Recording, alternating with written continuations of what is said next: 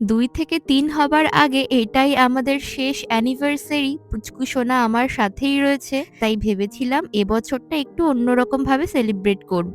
কিন্তু যা ভাবি তা আর হয় কই। মাথার মধ্যে তো অনেক কিছুই প্ল্যানিং করা ছিল। তবে শরীরটা হঠাৎ করেই খারাপ হওয়াতে বেলা ৪টে অবধি আমি শুয়েই ছিলাম। তারপর উঠে আস্তে ধীরে একটুখানি বের হলাম। কেকখানা তো গতকালকেই বাড়িতে একেবারে অন টাইম পৌঁছে গিয়েছে। তবে এখন দরকার অন্য কয়েকটা জিনিস আর কিছু ফুলের। এই ফুলগুলো ভালো, তবে আমার দরকার স্পেশাল ভাবে লিলি, যেটা আমি আর কাঞ্চন ভীষণ পছন্দ করি। চলতে চলতে দেখলাম একজন পেট নিয়ে বেরিয়েছে, পটি করে ফেলেছে বলে রাস্তা থেকে সেই পটি কুড়িয়ে প্যাকেটে ভরে নিল। আর আজকে এত হাওয়া হচ্ছে, তাই তো রাস্তাঘাটের ফুল গাছগুলো সব মূর্ছা যাচ্ছে।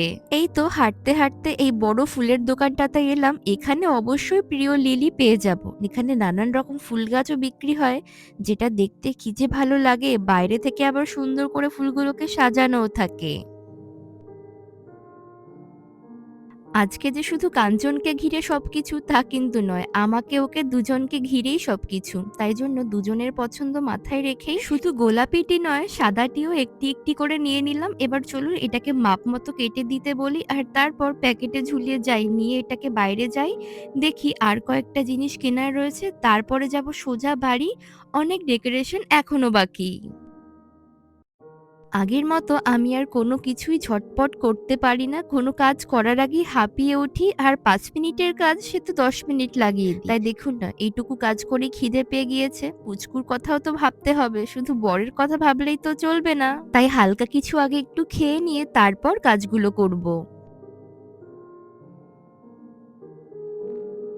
খুব সাবধানে ফুলগুলোকে এই বাড়ি অব্দি নিয়ে এলাম। রাস্তায় হাওয়া যা দিচ্ছিল, মনে হচ্ছিল আমি নিজেই যেন সবকিছু রেখে উড়ে চলে যাব। ফুলের গন্ধ, আহা কি যে ভালো লাগে। এই ফ্রেশ ফ্লাওয়ার গুলো আর্টিফিশিয়াল ফ্লাওয়ারের থেকেও অনেক বেশি সুন্দর। যাই হোক, এখানে আরো কয়েকটা ফুল এনেছি, এগুলো দিয়ে কয়েকটা ডেকোরেশনের কাজ সারবো। এই চন্দ্রমল্লিকার থেকেও যে ফুলটি সবথেকে বেশি ভালো লাগে এই জলের মধ্যে সাজালে, সেটা হলো জারবেরা। তবে জারবেরা আজকে আর বাজারে পাইনি, তাই যা পেয়েছি অগত্যা সেটাকেই তুলে নিয়ে এসেছি। কয়েকটা টি লাইট ক্যান্ডেল দিয়ে এই সুন্দর ওয়াটার পটটাকে আরো সুন্দর করে গুছিয়ে নিলাম।